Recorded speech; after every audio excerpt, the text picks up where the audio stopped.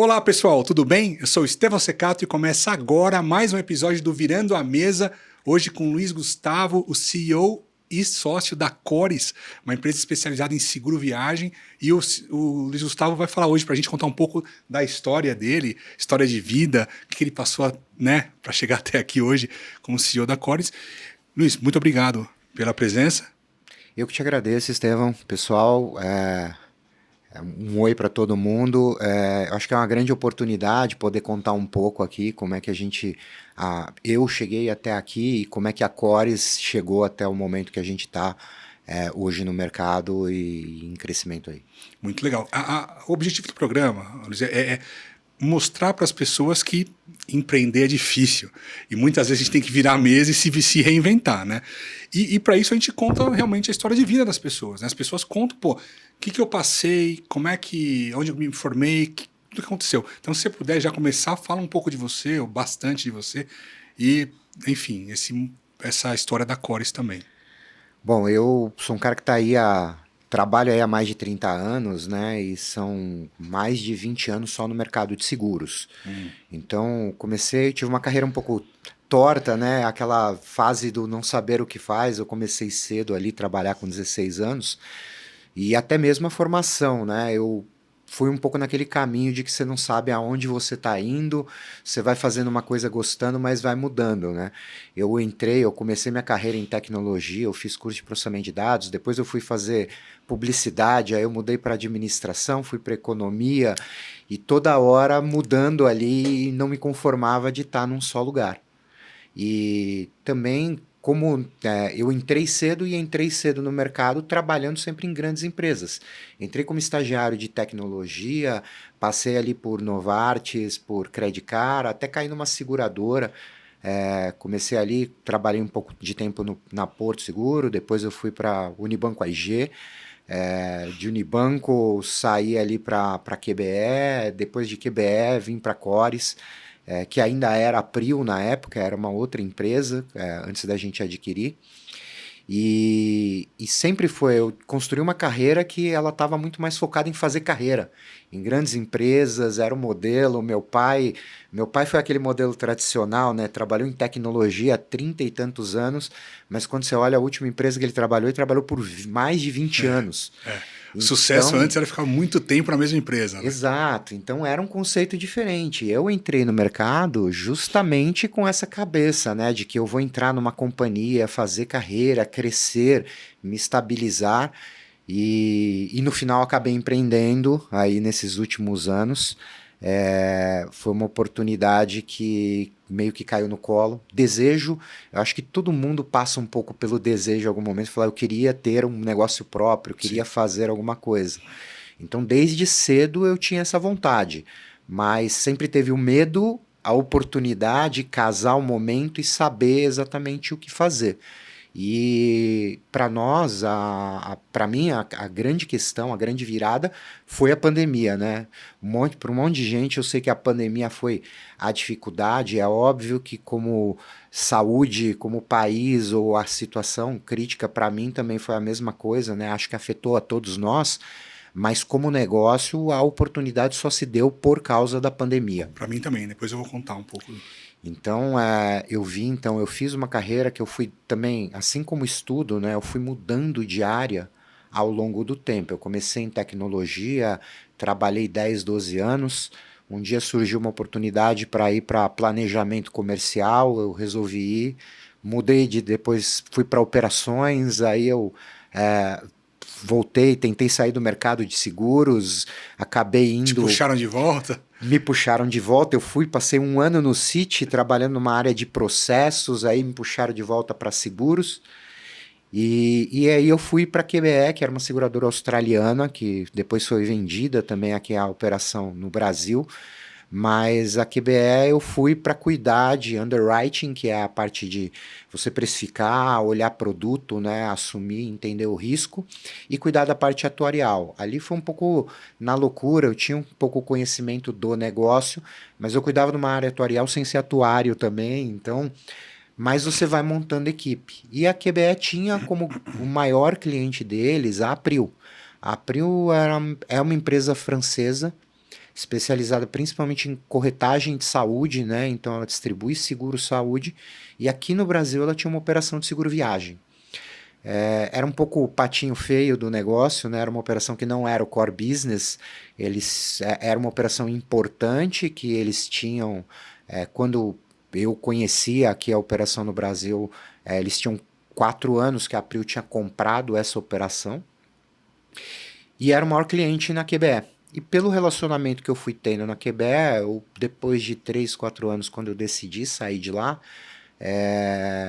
o CEO regional da April falou, não, vem cá, eu não quero perder você para o mercado aí, para outro lugar, ao invés de sair para outra seguradora, vem para cá para fazer parte do time da April. Você vem para tocar a operação comigo aqui no Brasil. E eu entrei, então, naquela loucura de sair de onde eu era o responsável pela parte técnica para vir ajudar a tocar a operação do outro lado do balcão e de um cliente da mesma seguradora que eu trabalhava. Só que eu vim para assumir a área de produtos e de marketing. Um ano depois que eu entrei, o CEO, a pessoa que me trouxe, acabou sendo desligada da companhia, e aí o pessoal da França, que era a matriz, me chamou e falou, olha, estamos tirando a pessoa que tocava a operação regional e o Brasil diretamente, e a gente quer que você assuma. Para mim já não estava no plano, né? Acabei virando o CEO da operação em 2000. Eu entrei lá em 17, em 18 acabei virando o CEO da operação. E é uma operação que a Prio, a Cores, hoje, mas... Como é que é isso? A Prio virou Cores, como é que aconteceu? Essa também é uma história que é um desenrolar ao longo de anos, né? É uma empresa que foi fundada 36 anos atrás. Então ela começou a operação aqui no Brasil como MIC, que era de Medical International Card, que era então uma assistência e um negócio começando do zero, com uma única dona na operação que começou o negócio. Ela tocou a operação de 88 até 2004, indo crescendo aos pouquinhos. E em 2004, ela teve uma proposta e vendeu a operação para uma empresa chamada Cores, que era uma empresa francesa de seguro-viagem. A Cores assumiu e tocou essa operação, veio crescendo durante anos, expandiu. Eles tinham operação Brasil-Argentina, expandiram para outros países da América Latina também. A base principal deles também era a França, eles tinham operação francesa. Só que em 2010 a Cores, por sua vez, foi vendida globalmente para a April, que era a empresa que era dona quando eu entrei, que é também uma empresa francesa, é o maior corretor francês de saúde. Então em 2010 eles assumiram, ao longo do tempo ali, em 2013, mais ou menos, eles já mudaram a marca para April, e então quando eu entrei era April Seguro Viagem. Então a Cores ela tinha um passado, tinha um nome no mercado, uma marca que já era forte, mas ela foi comprada e mudado para April Seguro Viagem. Ela sempre esteve ali, desde que eu comecei a trabalhar com ela, entre as 3 maiores operações do Brasil de seguro viagem. Mas ela era tocada por uma empresa que comprou a operação pensando na sinergia que poderia ter com o negócio deles, mas depois foi entender que vender plano de saúde é muito diferente de vender seguro viagem, e acabou então se tornando uma operação que não era o core business, mas era importante e eles tocavam no Brasil. Então em 2018 eu assumi a operação, e quando eu assumi a operação, era uma operação que vinha, apesar de ser uma das maiores do mercado, ela vinha de anos de resultados ruins. A venda vinha bem, ano a ano tinha um crescimento de venda, mas era uma empresa que vinha crescendo despesa cada vez mais, ano a ano. E quando eu cheguei lá, ela já era uma operação que estava 2, 3 anos rodando no prejuízo. E quem que bancava a conta? A matriz? Quem acabava bancando era a matriz, todo ano aportando mais algum dinheiro para o negócio se sustentar, sempre ali muito apertado, caixa, o dia a dia da companhia, mas tinha uma segurança de um grupo de 1 bilhão de euros por detrás. Então a gente era uma empresa que vinha deficitária, e quando eu entrei, e principalmente assumi 2018 como CEO da operação, o grande desafio era transformar numa empresa que não perdesse dinheiro. A gente fez uma série de mudanças quando eu entrei já em 17, depois principalmente em 18 e 19, que a gente conseguiu, depois de 5 anos, trazer em 19 a empresa para o break-even. Então era uma empresa que já vendia 90 milhões de reais em seguros no Brasil, a gente vendia ali cerca de 300 a 400 mil seguros por ano, mas que foi uma dificuldade conseguir trazer o negócio para em 2019 vir para o break-even. O que vocês fizeram? Quando é eu legal o pessoal entrei, entender justamente isso, né? Que ferramentas que vocês usaram para reverter esse resultado. Então, a primeira coisa, né, era uma empresa que ela tinha uma visão muito comercial quando eu entrei, ou puramente comercial. Venda sem margem. Vendia, é o vender a qualquer preço, é quando você comissiona o vendedor ou você coloca alguém para gerir toda a parte de vendas que esteja descompromissado do resultado. Você começa a ter alguém que olha e fala, quero crescer 10, 20 ou 30%, mas isso não importa o preço. E foi o que acabou acontecendo. Era uma companhia que desde o seu início ela era rentável e a partir de 2013, 14 ela começou a ter um crescimento ainda maior de vendas, mas pela agressividade que estava tendo. Aumento de comissões, aumento de custos, investimentos, né, de compra de canal, compra de mídia, e isso, por um lado, funcionava muito bem para a venda, mas o resultado foi se deteriorando. E além de tudo, era uma empresa multinacional. Era o meu DNA, né? Eu sempre trabalhei em multinacionais, mas tem uma diferença grande, né, quando você está no multinacional, que você tem que fazer aquilo que é a visão ou que é determinado pela matriz. Sim. Então, quando a gente olhava aqui, eu precisava ter no Brasil distintas contabilidades, porque eu precisava ter a contabilidade local, mas eu precisava me reportar num modelo IFRS. Você carrega uma estrutura de custos pesada. Cria estrutura ali, né? de custos. E também era uma empresa que estava muito preocupada com a imagem só, né? A imagem que eu digo era a imagem que você está tentando passar mais do que a imagem do que você pode entregar de serviço ou resultado. Era uma empresa que tinha um escritório gigantesco na Alameda Santos, que custava um absurdo ali de aluguel, condomínio, um negócio de serviços pensado e feito numa cidade que tem um dos impostos mais caros do Brasil. E tudo isso encarecia a operação, além de você ter que ter uma estrutura muito pesada para lidar com o internacional. Você tem o custo que é repassado pela regional, você tem ferramentas que são feitas, você é obrigado a usar um TOTUS numa área contábil para uma empresa que não cabia, ou mesmo outros tipos, sistemas que a gente usava, sistemas que eram da matriz, e eu tinha que pagar royalties, royalties muito altos, para um negócio que não era adaptado para o Brasil. Eu vendi uma vez uma empresa para uma multinacional, né? De segurança. E aí, parte da remuneração da venda era um earn-out baseado no EBITDA dos próximos anos, 2 anos.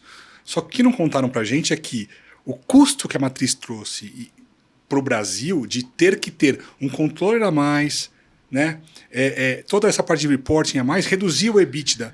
Só que não era culpa da empresa. Da conta. Então a gente teve que fazer uma série de negociações pós-M&A para tirar isso aí da conta. Falou, não, ajustado. Então, e a gente vivia exatamente esse cenário. Então, 18 e 19, a gente focou muito mais em olhar como é que eu preciso reestruturar.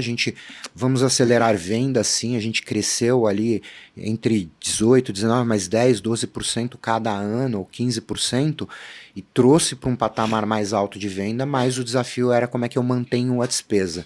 Então, a gente tirou do canal algumas contas que não faziam resultado, não dava positivo. Era B2C, B2B? O nosso negócio naquela época era quase que 100% focado no B2B, a venda através da agência de viagem. Tá. Então a gente distribui, e ainda hoje, né, a agência de viagem é o maior canal, ele representa mais de 80% da nossa venda. Mas você tem agências em que você tem que trabalhar com custo mais alto, ou mesmo investimentos, eventos, tudo que participava. O que a gente fez foi realmente ter uma redução e controlar a despesa. E a gente começou a vincular não só a venda, mas a rentabilidade dos produtos que eu estou vendendo. Então eu deixo de ter um comercial ganhando simplesmente só por vender, Você não tem a situação de que eu vou vender, se der prejuízo para a companhia não é meu problema porque eu sou comissionado, deixa isso para os outros se preocuparem, e trazer para um único mundo, né? Então a gente precisa todo mundo olhar a rentabilidade, pensar como uma única estrutura. Teve que passar por um turnaround, a diretoria inteira a gente trocou durante 2018 e 2019, então foi uma mudança grande. Para ter uma ideia, hoje, de todos os diretores que estão, os diretores que estão na companhia, nenhum deles tinha uma posição de diretoria, ou estava na liderança principal ali da companhia em 2017 para trás. Então a gente fez toda essa renovação para poder trazer para um resultado positivo em 19. Só que a gente veio para 20 ainda ganhando alguns negócios que a gente tinha uma perspectiva de que a gente ia ter um ano bom e um ano de lucro. E aí, de repente, a gente veio e tomou uma porrada, que foi a chegada da pandemia. Então, a gente vinha ali com uma média de venda de 7 a 8 milhões de reais todos os meses, né, daquilo que a gente intermediava, e de repente veio março e de um dia para o outro, os 7, 8 milhões viraram quase zero. Fecha todas as fronteiras e para todo o negócio. E isso para a gente foi um baque enorme, né? Nos primeiros meses ali, por exemplo, abril, maio, eu acabei tendo faturamento negativo, porque não era só eu não conseguir vender, era o cliente, né, o meu segurado, que tinha comprado para viajar em julho e de repente ele não ia mais viajar, então ele cancelava a apólice e eu tinha que devolver o dinheiro. Então o que eu já tinha faturado antes ainda estava devolvendo. Então teve toda essa situação. Só que isso, a gente começou ali a pandemia, né? Oficialmente foi acho que 11 de março, a gente teve um impacto gigantesco de um dia para o outro, e quando começou abril, eu tinha muita abertura ali com o pessoal na França, né? Para quem eu me reportava, e a gente eu comecei a colocar um pouco a pressão ali de entender qual que é o plano daqui para frente ou o que a gente pode esperar. Primeiro porque a gente sabia que a gente não era a linha principal de negócio deles, e era um negócio que a gente batalhou para construir aí por 2, 3 anos, trazer para um resultado positivo, e de repente ficou mais negativo ainda e com uma perspectiva muito difícil de saber onde era o futuro. Você não tinha nem como tomar nenhuma decisão ali naquele momento. Exato, a gente não sabia o que ia acontecer, ainda era um momento que o pessoal falava em lockdown, em fechamento, ou fronteiras fechadas nos próximos 30 dias ou 60 dias, e a gente se assustava de falar, nossa, vai levar 3 meses para as coisas voltarem ao normal. Mas mesmo assim, isso seria um impacto ali naquele pedaço, naquele período, né? Mas era tudo uma expectativa de que isso dura algumas semanas ou meses. E com o desenrolar, principalmente ali de abril, ainda bem no começo da pandemia, foi onde eu trouxe a discussão para eles e falei, o que a gente vai fazer? A gente precisa olhar e saber o que vai investir, o que a empresa quer fazer. Se vocês estão pensando em fechar a operação, vende a operação, aporta mais dinheiro. E a resposta era a gente ainda está analisando, ninguém aqui ainda entendeu o que vai acontecer. Tem que ter em mente que não é o negócio principal, então a gente precisa olhar com cuidado. Mas vamos seguir, a empresa tem estrutura e a gente pode ficar tranquilo que vocês não vão ficar a ver navios. Ninguém vai chegar amanhã e não ter salário ou não ter a empresa, chego para trabalhar e fechou. Mas ao mesmo tempo era um incômodo de que você não sabe o que vai acontecer. Quando eu comecei a ver essa situação, eu voltei para o pessoal da Prio e falei, bom, se a gente está olhando aqui, não é core business, e temos a segurança de que vai acontecer, mas também não sei o que vai acontecer, o que esperar do futuro, venda é uma opção, e foi o que eles falaram, venda seria o mundo ideal neste momento, porque para mim, eu como grupo também, a gente está olhando o que a gente vai se concentrar e tirar investimentos nesse primeiro momento. Mas acho que é difícil de conseguir vender, porque essa venda teria que acontecer com um comprador de um negócio de turismo no meio da pandemia. Sim. Com tudo fechado. E eu comecei a conversar com pessoas do mercado, trouxe até gente interessada, mas na hora que eu comecei a levar, e a gente durante abril teve a conversa ali um pouco mais séria com o pessoal da Prio, começou a evoluir, eles voltaram, até eles voltarem para mim e falar, não, mas se é para trazer algum investidor para tocar a operação, apostar no futuro, e tem realmente interesse em manter, e principalmente num modelo que é o da vender de porteira fechada, se assume o que está no passado, eu me desvinculo do negócio, por que você mesmo não faz isso? E aí, para mim, Legal. naquele momento foi um baque, porque isso não estava em discussão, não era uma coisa que eu estava cogitando, porque eu olhava uma empresa de 170 funcionários, uma empresa que tinha uma estrutura pesada, uma folha, uma DA pesada, né?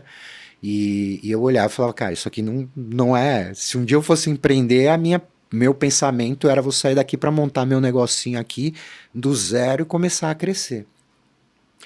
E quando eles colocaram isso para mim, foi o que eu falei. O primeiro ponto é, eu não tenho um pote de ouro na minha casa para vir aqui aportar o dinheiro e falar como é que eu sobrevivo aí esses próximos 6 ou 12 meses. Como diz um amigo meu, eu não tenho vestido para essa festa. Então foi esse o ponto. Eu não tenho esse dinheiro, precisa de muito dinheiro para aportar, então a questão de trazer alguém é para poder, realmente alguém que possa vir aqui e falar, não, então eu assumo o negócio, pago para vocês o valor da compra, obviamente aproveito o momento, compro por um valor mais baixo, mas principalmente como é que eu aporto dinheiro para o negócio não morrer, sobreviver. Né?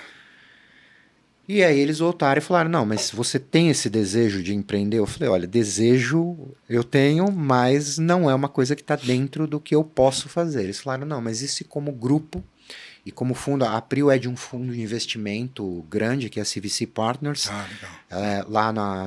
É um fundo inglês. Sim. Eles falaram, mas e se a gente, na verdade, fizer um financiamento de toda essa operação? Tanto venda quanto o que precisa aportar, e a gente dá aí um período de anos para vocês conseguirem ir pagando.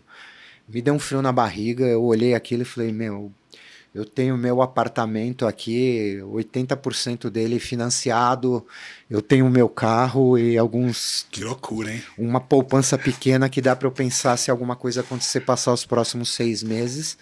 Foi aquele frio na barriga e eu olhava e falava, mas ao mesmo tempo... Mas é o cavalo selado, né? Tipo, se deixar passar, provavelmente na sua vida foi você nunca mais teria essa oportunidade. Porque... Para mim, eu olhei e falei, cara, se eu não entrar nisso, eu sei que uma oportunidade como essa possivelmente nunca mais vai aparecer. Mas ao mesmo tempo eu olhava e falava, se não der certo, eu acabei também com financeiro, com a minha vida, é uma coisa que vai ser impagável. Conversei com algumas pessoas no mercado, mas assim, principalmente em casa, né, eu falo que eu fui conversar com o meu pai também para saber a opinião dele. Meu pai falou, Luiz, eu sou o cara que trabalhou 40 anos, 20 e tantos anos na última empresa, sempre como CLT e sempre de forma conservadora. Eu não posso te dar muita opinião sobre isso. Se você acredita que vai funcionar, eu acho que você tem que fazer, mas eu acho que é loucura. E conversava com outro, teve gente que falou, não faz essa loucura, e teve gente que falou mas pra você conversava só para reafirmar a sua posição, a decisão já estava tomada já. Exato. E aí eu voltei para eles e falei, era só para reforçar teu pensamento. Foi. Eu precisava de alguém que falasse para mim, faz isso que você está querendo fazer. Por favor, fala para eu fazer. E eu olhava e assim, de verdade, eu também olhei um pouco e falei, olha, vai ser uma coisa que se não der certo é impagável, mas ao mesmo tempo o fato de ser impagável também me possibilita pensar que se eu não vou pagar mesmo, nunca vou ter condição, eu vou ter que depois repensar como é que eu reestruturo tudo e entrar de cabeça. Eu sabia que eu não tinha o conhecimento e o mercado, né, dentro de uma empresa que roda num faturamento com uma venda de 100 milhões de reais, com um volume, 170 funcionários, eu não tinha na mão e falava, olha, eu sou o cara que consegue olhar todas as áreas, consegue olhar a empresa inteira e saber tudo que tem que ser feito, então eu preciso também que a minha equipe, a gente foi construindo isso junto esses últimos 3 anos, esteja comigo. E aí foi onde eu voltei para a Prio e falei, olha, eu tô dentro, quero fazer o negócio, sei de todos os riscos, mas vamos seguir então, vamos negociar dessa forma. Assumi uma dívida enorme, mas a primeira coisa, antes de dar o ok para eles, eu chamei cada um dos diretores e fiz a proposta de, olha, tive essa proposta, estou estudando isso, preciso que você pense se é uma loucura e se eu fizer, se você está comigo aqui e continua na empresa, continua acreditando. E alguém pulou fora? Depois disso, foi o outro ponto. Se você acredita, então vamos fazer diferente. vamos ser sócios, todos nós. Legal. Eu não quero ter 100% do negócio, eu quero ter um pedaço do negócio e cada um de nós entrar no mesmo risco. Éramos em 7 diretores, né? Eu como CEO e mais 6 diretores. Só um deles uma das pessoas que decidiu não entrar, olhou e falou, não é meu perfil, não é o que eu quero, não acredito, tenho medo de não dar certo. Os outros 6 foi de cara, a gente nem teve muita discussão, foi, tô dentro, vamos fazer. E aí a gente trouxe e assumiu os 6. Aí teve uma virada de chave, né? Porque todo mundo também acha que empreendeu, então peguei um negócio que já é grande. Empreendedor só ganha dinheiro nessa vida e é tudo muito fácil, né? A gente olhou e falou, a gente sabe o que tem que fazer porque a gente tem esse mapeamento e vive isso o dia inteiro, principalmente de olhar e falar, cara, em relação à estrutura, onde a gente está, o fato de estar na Paulista, Alameda Santos, ou o fato de que a gente está em São Paulo, as ferramentas que a gente usa, a gente sabe onde eu tenho que otimizar para transformar no negócio mais enxuto, mais dinâmico e com menos custos. Mas era no meio da pandemia e a gente, quando montou o plano junto da April e a gente teve que apresentar plano de negócios, como é que eu sustento isso ao longo do tempo, teve muita coisa que a gente também olhou e falou, olha, vou fazer as mudanças, mas eu vou mudar daqui de São Paulo daqui a 1 ano, porque eu tenho que preparar as pessoas, eu vou mudar meus sistemas, aquilo que eu uso sistemas caros, vou fazer essa alteração, mas vai ser com calma, 1 ano para fazer isso, 6 meses para fazer aquilo e vamos devagar. Até porque eu acho que, só um parênteses, quando você se apresenta para uma multinacional, um plano muito agressivo, muito rápido, eles ficam desconfiados, eles têm medo. Eu acho que isso também pode ter sido um fator, não foi a ideia, a gente realmente, era a gente olhando um pouco e falando, não, a gente tem que tomar cuidado até porque não sabe como a equipe, o mercado, como é que vai ser recebido. A pessoa não vai querer se deslocar, não tinha ainda essa questão do híbrido tão forte, né? Mas, hoje já tinha. Exato, então ali que começou a história do híbrido, o home office, né? Então, naquele momento, a gente fez todo esse desenho e falou, olha, vamos fazer as coisas em etapa. Então era um plano de que a gente levava 1 ano a 1 ano e pouco para fazer todas essas mudanças. Foi 50 anos em 5, né? Pois é, e daí o que acontece? A gente, toda a negociação com a April, até a assinatura do contrato, foi um intervalo de 6 semanas. Cara, então a gente fez uma coisa, foi rápido ali na loucura. É quase um distress M&A, é rápido. Exato. E só que assim, no dia que a gente assinou o contrato numa sexta-feira, a gente voltou para trabalhar na segunda-feira e falou, olhou um para o outro e falou, por que vamos demorar tanto tempo para fazer isso? Claro. E aí a gente, de repente, em 1 semana, a gente já tinha dado o aviso de rompimento do contrato de aluguel na Paulista, sem saber para onde a gente ia, para TOTUS, para outros fornecedores, estamos mudando tudo. E aí foi onde a gente falou, vamos voltar. Pelo contrato eu tinha um período, né, de pouco mais de 1 ano que eu poderia continuar usando a marca como April Seguro Viagem, mas precisava pensar numa marca nova, e naquele momento a gente já tomou a decisão, vamos voltar à marca Cores, que o mercado conhece. E era de quem essa marca antes? A marca era do Grupo April e foi na negociação de que a gente alteraria e voltaria o nome para Cores. Só que tudo isso era um projeto que a gente ia fazer durante 1 ano. Na verdade, a gente tomou todas as decisões e acabou antecipando tudo em 1 semana, 2 semanas. Tanto que 3 meses depois de assinar, a gente estava em Alphaville. Já tinha isso porque a gente pegou um lugar que teve que ser inteiro reformado. A gente precisou estruturar, mudamos para Alphaville, com medo de se o time vinha junto ou não, 100 e tantas pessoas, 170 pessoas. Fizemos cortes na operação, porque foi necessário durante a pandemia. Mas a gente estruturou e teve um corte muito grande de custos na época. E uma coisa que eu falo, né, como empreendedor hoje, de que apesar de tudo, alguns momentos a ignorância é uma bênção, né? Porque a gente fez todo esse desenho e a gente desenhou muitos cenários para fazer essa compra. E no pior cenário que a gente chamava lá, a gente tinha as planilhas, tudo isso desenhado, a gente foi dando nome, o cenário otimista, o realista, o pessimista, e a gente tinha um cenário que era o cenário o cenário fim do mundo, que era antes, as fronteiras só reabrem e o mercado só volta ao normal em abril de 21. E a gente falou, não vamos além disso, porque não é possível que vai durar mais do que isso. A gente ainda estava em maio, junho de 20, quando a gente fez o desenho. Não vai demorar 1 ano para as fronteiras reabrir, porque o mundo para, o turismo para. E além de tudo, porque dentro do plano que a gente tinha desenhado, o negócio não vai se sustentar se for além disso.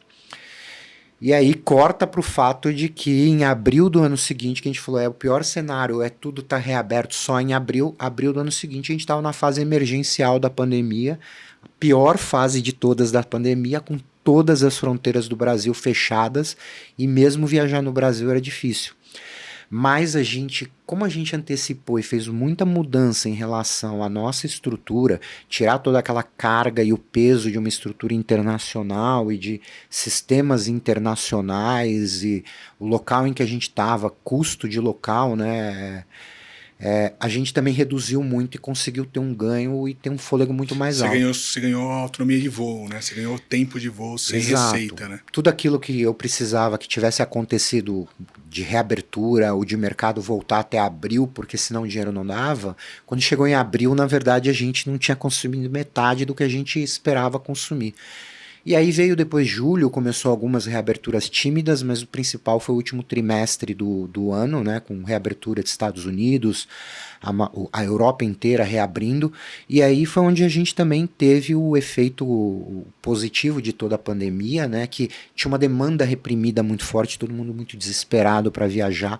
A hora que a gente veio com a reabertura de fronteiras, no último trimestre, em novembro, a gente chegou as fronteiras tinham acabado de reabrir, foi o mês da reabertura dos Estados Unidos e muita gente sem visto, consulados fechados, etc. Mas já em novembro a gente fez o segundo melhor mês de venda da história da companhia. Só que com uma estrutura muito mais enxuta e apesar de ter passado o ano quase inteiro fechado, né, e com uma venda muito inferior, quando chegou em 21 a gente já fez o break-even novamente, só com os últimos 3 meses. Viemos para 22 aí, aproveitando, surfando a onda do mercado e colhendo frutos de tudo que a gente conseguiu fazer bem feito. 22 a gente teve o melhor ano da história da companhia até ali, a gente cresceu comparado com 19, que era o melhor ano de venda da história, a gente cresceu quase 40%.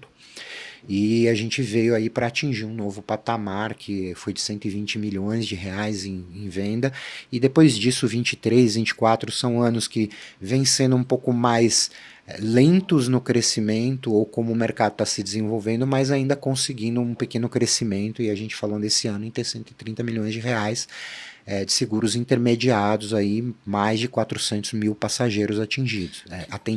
Você acha que, estava até numa das entrevistas conversando, o brasileiro ele não tem essa cultura de consumir seguro, né? É mais seguro viagem, talvez seguro saúde, né?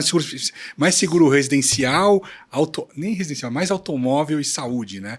Eu sempre quando viajo eu contrato seguro viagem, sei lá o que vai acontecer no estrangeiro, né? Mas você acha que tem que educar a população dos trabalhos que vocês fazem, educar as pessoas? Eu acho que o brasileiro ele ainda é muito imaturo em relação ao mercado ou a visão do seguro, né? Porque você vê que o seguro em alguns países mais desenvolvidos como os Estados Unidos, ele chega a representar mais de 10% do PIB, e no Brasil ele fica em 1/3 disso quando a gente faz o comparativo. É um mercado muito menor, mas é um mercado que naturalmente vem crescendo nos últimos 20 anos, não só no seguro viagem, mas na maioria das linhas de seguro. Mas o brasileiro ele ainda tem na cabeça que seguro é seguro de automóvel, e o seguro de automóvel, que é aquilo que o brasileiro realmente entende e entende que precisa, menos de 40% da frota brasileira é segurado. Olha só, não tinha isso. Então, ele é um mercado que mesmo no seguro automóvel, que é o maior de todos, ele ainda tem muito espaço para poder crescer. O seguro saúde ele é um desejo. Esse sim, eu acho que é um grande desejo da pessoa, porque ela vê situações, hospitais diferentes, e a gente ainda tem, né, acho que a pandemia mostrou, né, que a gente tem o SUS e reclama tanto, o brasileiro fala tanto sobre o SUS, ou a qualidade, e realmente não dá para comparar muitas vezes com os grandes seguros particulares, mas você vai para outros países do mundo, como Estados Unidos, se você tem um problema de saúde, não existe saúde pública. Então, mas assim, no Brasil, 25% da população tem seguro saúde. Quando a gente vai para o viagem, aí é um mercado que vem crescendo, mas que as estimativas de mercado é de que menos de 30% da população, dos viajantes, quando vão para fora do país, dentro do Brasil, é muito pequena a participação. Zero. Mas quando você vai para fora do país, que deveria ser a maior preocupação, as estimativas é de que 1/3 dos viajantes viaja com algum tipo de seguro. 2/3 viajam sem. E se você para pensar que um dos maiores destinos é a Europa, na Europa você tem o Tratado de Schengen, que ele é obrigatório. Você tem que ter o seguro com no mínimo 30 mil euros de cobertura contratado, senão você pode chegar lá, bater na imigração e ser deportado. Não sabia disso. Não tem um filtro. Eu mesmo fui já para a Europa algumas vezes, principalmente quando trabalhava com a April, nunca me pediram na imigração. Mas se eles fizerem o pedido, se você não apresentar, eles te mandam de volta. É obrigatório. A legislação lá manda. Mesmo assim, estima-se que metade das pessoas que vão do Brasil para a Europa vão sem seguro por desconhecimento. Desconhecimento, eu não sabia disso. Ou às vezes por achar que eu não vou contratar, o brasileiro enxerga o seguro como um custo. Mas E esse é o grande problema. Você vai para os Estados Unidos, se você tiver uma passagem num hospital nos Estados Unidos, a coisa mais simples do mundo, entrei porque estou com sintomas gripais aqui, me deu um pouquinho de febre, você entra no pronto-socorro, faz um atendimento simples, em 1 hora você está de volta na rua, depois de tomar um ibuprofeno e o médico te examinar. Você sai com 5, 6 mil dólares de conta médica. Você interna por causa de uma apendicite, que é uma cirurgia simples, que você interna num dia, opera no dia seguinte, mais um dia você tem alta, você chega a sair com uma fatura de 100 mil dólares. Então, mas você vê que loucura, né, Luiz? É a população que não sabe analisar risco e retorno, não é o risco e custo, investimento ou o que quer que seja, seguro. Eu gasto, pegar um seguro barato, seguro-saúde, pegar um seguro-saúde barato, R$250 por mês, 300, pegar um baratinho. Poxa vida, R$300 por mês.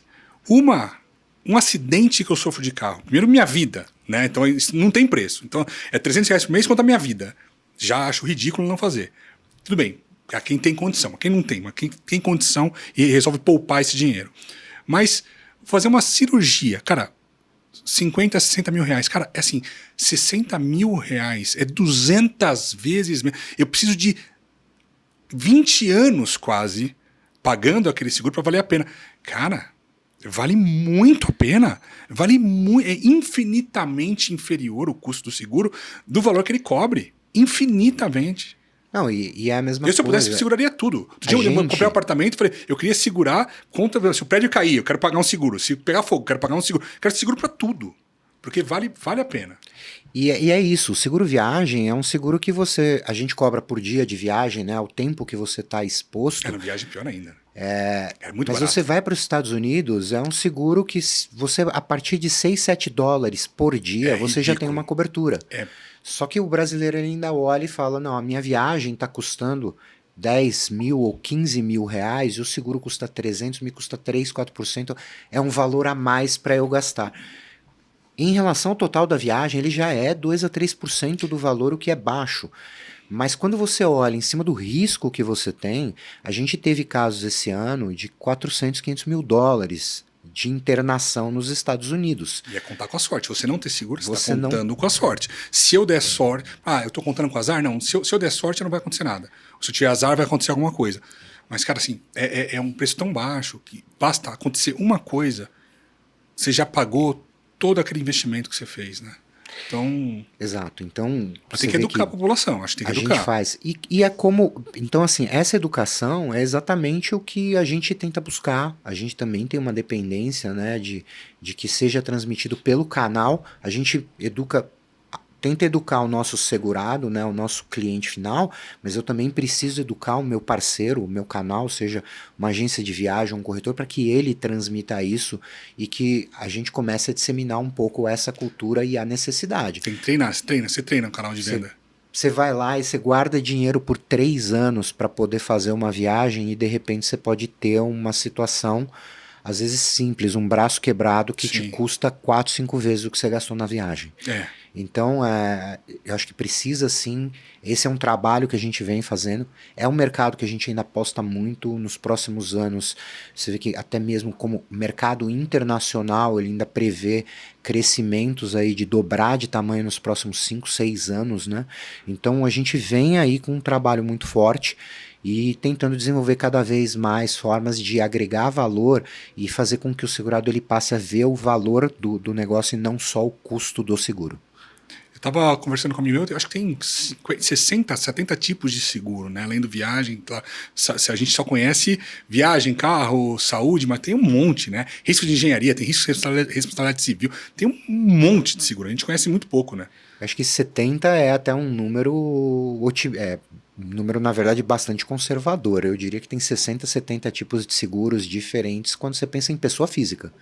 Quando você vai para um universo corporativo, imagina, você tem todo tipo, né? Desde da propriedade que você está ali segurando um prédio, mas você tem para empresas poder falar em segurar ali responsabilidade civil, diretores, o dono do negócio. Então tem vários tipos, mas para pessoa física, você vê, é residencial, é automóvel, é vida, é saúde, é o viagem e vários outros, né? Você seguro bem que você comprou, né, um seguro de garantia estendida, um roubo de um eletroeletrônico, um roubo e furto de um celular. Então, o mercado tem muita opção e é uma coisa que cada vez mais a gente precisa trabalhar para desenvolver essa cultura no brasileiro. Sim. De que você proteger é como o automóvel. Todo ano você acaba indo lá gastando 3, 4 mil reais para fazer um seguro de um automóvel que vale 100 mil ou 80 mil reais. É óbvio que se eu pegar ao longo do tempo e falar em 30 anos que eu vou ter o carro, vou gastar o preço de um automóvel e meio, então não deveria fazer. Se você der a sorte de nunca precisar, Exato. Perfeito. Mas um dia que você tem uma batida e você pega que tem que indenizar o carro em que você bateu, tem que ter o seu carro reparado, ou um roubo que você tenha, aquilo foi por água abaixo. Todo carro que eu tive eu bati. Todos os carros que eu tive eu bati. Todos. Mas aí acho que tem um problema o problema acho que tem um padrão aí, né? E acho que não é bom você ficar falando isso não, pelo amor de Deus, seguradora. O teu risco. Mas na viagem nunca me machuquei, tá? Então fica tranquilo que... Perfeito. Não, mas eu espero também que a próxima você vá de cores, né? Tenho certeza que você já deve ir. A gente tem canal muito forte aí com corretores, com agências de viagem, então possivelmente às vezes você já comprou até cores mais de uma vez. E a gente é uma empresa que hoje a gente busca se destacar na qualidade do atendimento. Então a gente tem uma estrutura muito parruda, a gente tem 180 funcionários na operação, tem toda a responsabilidade da cadeia inteira. Eu olho e eu acompanho o segurado desde o desenvolvimento do canal, do produto, quando eu estou formatando o produto, desenvolvendo, achando o canal para distribuir, mas eu vou e faço todo o processo dentro da Cores até o final. Então, quando você tem uma necessidade de atendimento, você pode estar na China e precisa de um hospital, está passando mal, precisa de um hospital. Atende.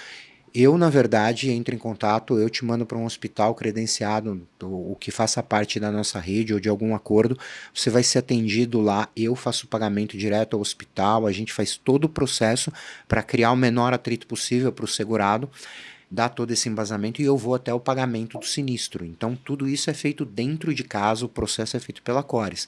Eu tenho uma diretoria médica, então se você entrar precisando de um atendimento, hoje a gente atende com ferramentas super atuais, 90% do meu atendimento hoje é o WhatsApp, uma coisa que todo brasileiro, todo mundo tá ali no dia a dia. O e-mail já tá fora de moda, eu só uso o WhatsApp. Não existe. E antes assim, né? Até 5, 6 anos atrás era todo atendimento no telefone, você tinha que ligar. Hoje ninguém quer contratar pacote de voz, você entra no Wi-Fi, o WhatsApp todo mundo tem, então a gente atende por ali. Mas se você tiver ali uma necessidade médica, entrar em contato, você vai passar por uma triagem com a nossa equipe. Então eu tenho uma equipe médica, você vai ser atendido por uma enfermeira que vai entender qual a sua necessidade, aonde direcionar, e a gente vai acompanhar do início ao fim a sua jornada. Porque você tá lá fora, bate aquela insegurança, né? Puta, aconteceu alguma coisa comigo, o que eu faço aqui? E eu já viajei para a China várias vezes também, e nunca aconteceu nada. Mas tem aquele númerozinho atrás do cartão que você tem que ficar ligando, 0800, aí se o seu telefone não pega, não tem um contato pro WhatsApp, é ruim, né, cara? É ruim. Não, E você tá fora do Brasil, você não sabe o que fazer. E você a não sabe com língua. quem falar. Muitas vezes você não desconhece a língua, você vai ali para os Estados Unidos, vai ali ver o Mickey na Disney, mas de repente você não fala inglês. E além de tudo, às vezes a gente pode até falar um básico, mas e na hora de Esse explicar inglês técnico. para um médico o que você está sentindo no momento do desespero, e vários outros países, você pode ir para a França, para a Alemanha, para a China. Então a gente entra nesse processo para acompanhar do início ao fim da jornada. Perfeito. Então esse é o grande diferencial que a Cores tem hoje no mercado. Tá bom, Luiz. Pô, obrigado pela presença e parabéns pelo ato de coragem de ter entrado nessa, comprado e sucesso. Não, Muito obrigado, bom. Estevão. Eu acho que é um prazer. Eu agradeço muito a oportunidade de estar aqui falando, compartilhando um pouco da minha história, da história da Cores. E, como eu disse antes, empreender não é uma vida fácil, mas eu acho que a gente tem que saber realmente em que momento a gente aproveita as oportunidades Sim. que aparecem na nossa vida. Então a gente Perfeito. não pode ter o medo de aproveitar, não, de aproveitar oportunidades que se apresentam, mas a gente tem que saber que a vida de empreendedor não é uma vida fácil, a gente tem que buscar realmente o equilíbrio entre essas coisas, preservar um pouco a nossa qualidade de vida aí do lado pessoal, mas aproveitar todas as oportunidades, porque elas vêm para quando a gente consegue identificar e trabalhar firme nisso. Legal. Obrigado, viu? Eu que te agradeço. Pessoal, muito obrigado e nos vemos no próximo episódio. Até breve.